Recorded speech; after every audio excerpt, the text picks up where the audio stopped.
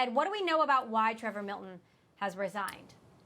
The rationale behind it, painted by Trevor and the company, is that they want the focus to be on Nikola, right? On all of the lofty ambitions that Nikola has in the world of clean energy, heavy-duty vehicles. And, you know, what's been the case since the short seller report came out about Nikola, since additional reports came out about federal agencies investigating those allegations of deception and lies about its technology, is that all the attention has been on Trevor. You know, he acts in a way that is unusual at best for a fiduciary or an executive of a publicly traded company. You know, in the days immediately following that short seller report, Trevor took to Twitter, he took to Instagram and did live broadcasts giving details about his reaction to that short seller report, what he planned to do. He stated that he was going to give a complete point-by-point rebuttal of the report, but that never really materialized. And as time has gone on, you know, investors and Wall Street analysts have basically said that he needed to be reined in, especially with regards to his social media activity.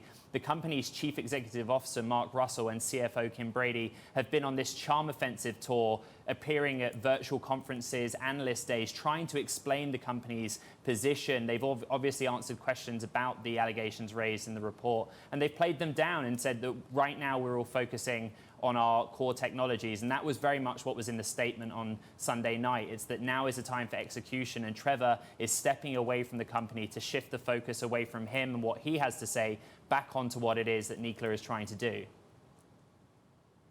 Now, GM seems committed to maintaining the big stake that they recently took in Nikola, but what happens now?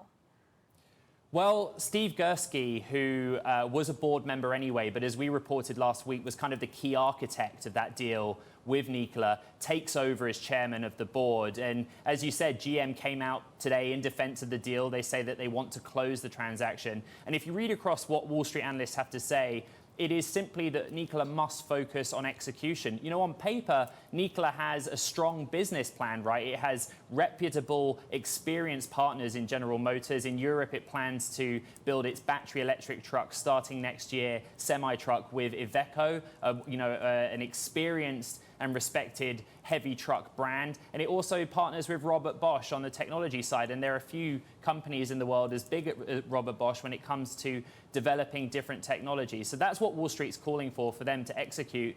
The question really is how they do it, because a lot of the progress that they state they will make in regulatory filings, presentation to investors, are contingent on them securing further partnerships with other third parties. And the question really hanging over this is the credibility of Nikola. It's a word lots of analysts use today. Has their credibility been damaged, and how long will it take for their credibility to recover so that they can make progress on all the things that they want to do?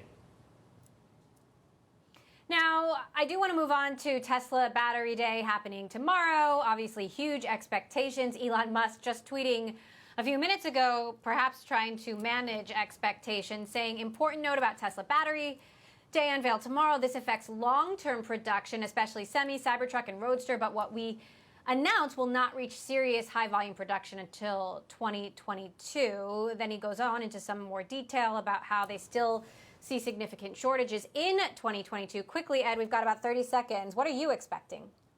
Look, there's going to be lots of excitement about particular technologies, improvements in battery technology and performance, but it all comes back to this central aim of Elon and Tesla, which is affordability. They've never been able to produce the $35,000 EV that they have promised. Even as recently as July in earnings, Elon said, we need to address this affordability issue. The battery pack makes up around 25 to 40% of the manufacturing cost of the EV. So that's where they're focused. How can they bring that cost down and make EVs more accessible to a bigger market?